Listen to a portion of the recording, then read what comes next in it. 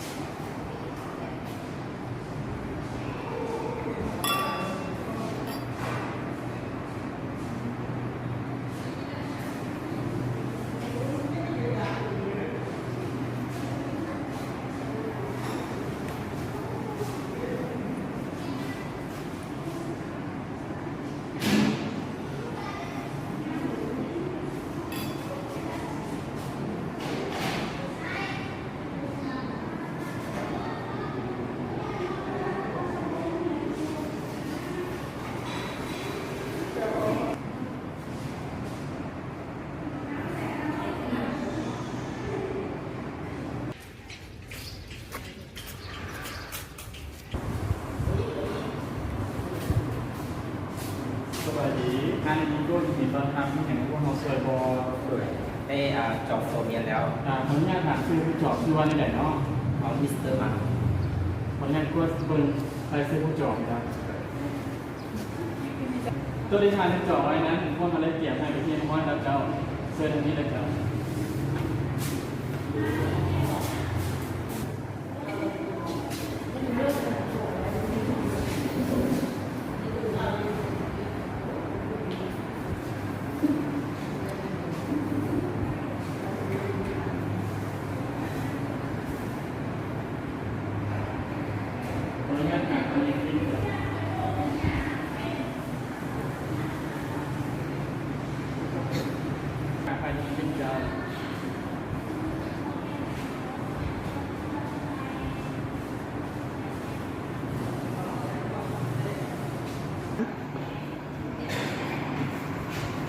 นี่ไม่เป็นทาน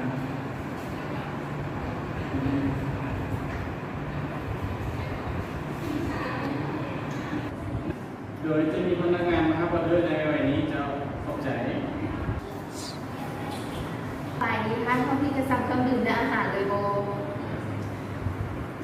ทางร้านของพวกเขาจะขายเป็นเซตเมนูอาหารจะมีสลัดกุ้ง lobster สเต็กปลาแซลมอนกับ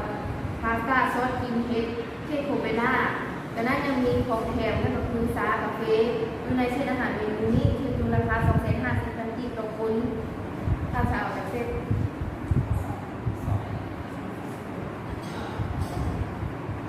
และเครื่องดื่มนี้ถ้าจะเอาอย่างเดโมเอาเป๊ปซี่และทางขายนี้เอาอย่างเดโม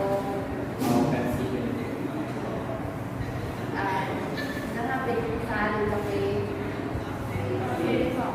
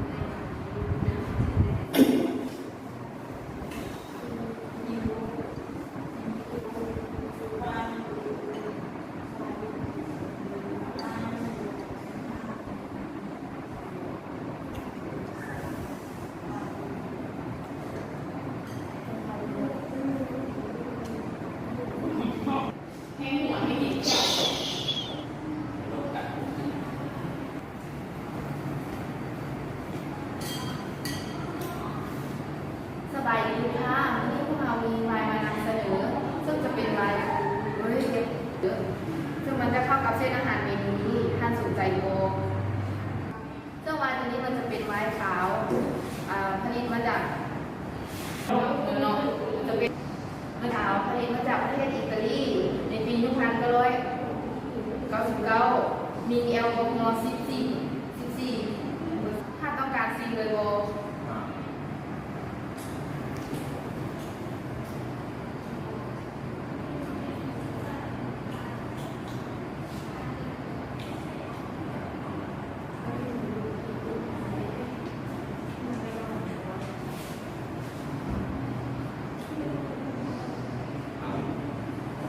เป็นสมุนไพร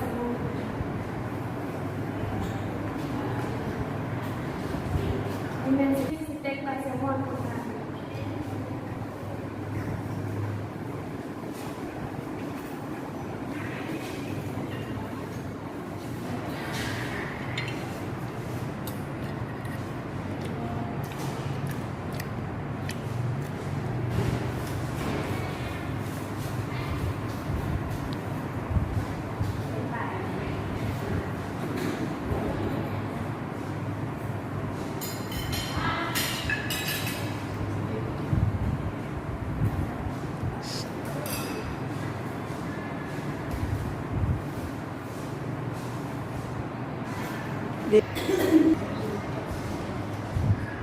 นุญาต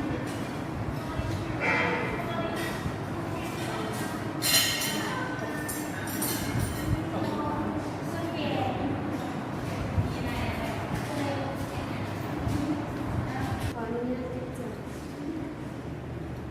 ออนุญาตติดจ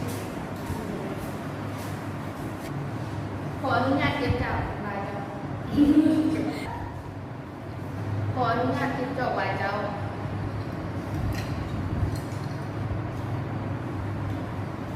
ขออนุญาตเก็บจับไว้เจ้า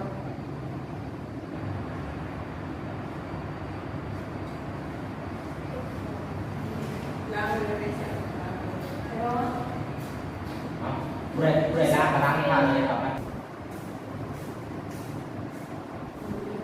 ขออนุญาตเสิร์ฟเองเวลาขออนุญาตเสิร์ฟเองเวลาจะ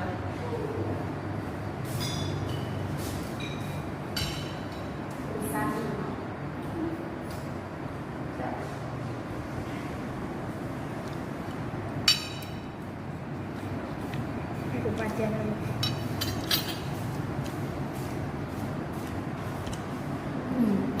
หวานพอดีเนาะแบบหวานจัง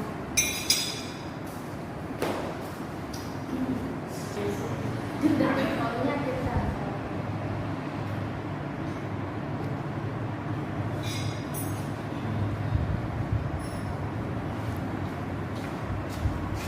ขออนุญาตเก็บจานแล้ว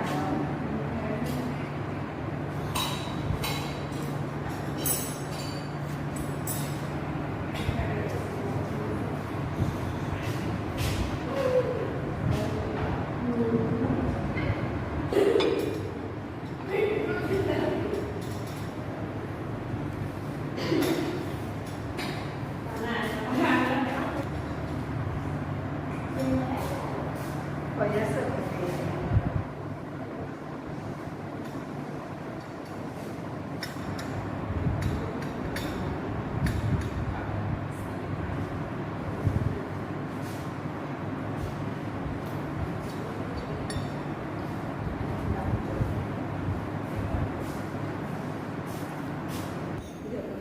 เอ้า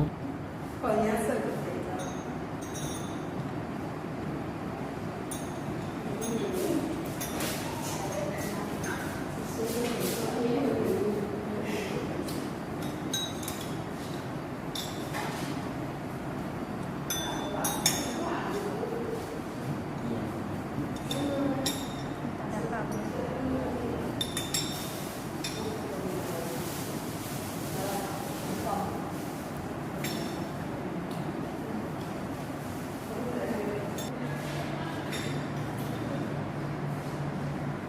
ต้องการเทคนิค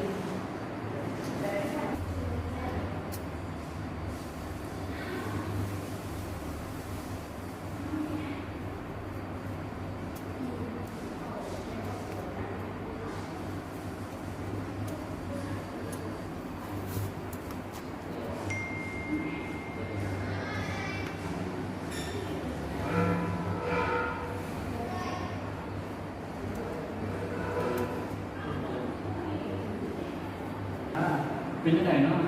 อาหารพวกเราวันนี้ แซ่บรสชาติดี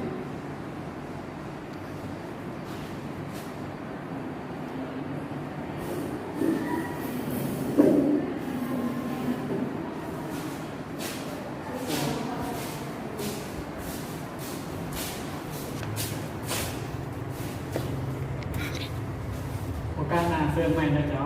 ขอบใจ บริ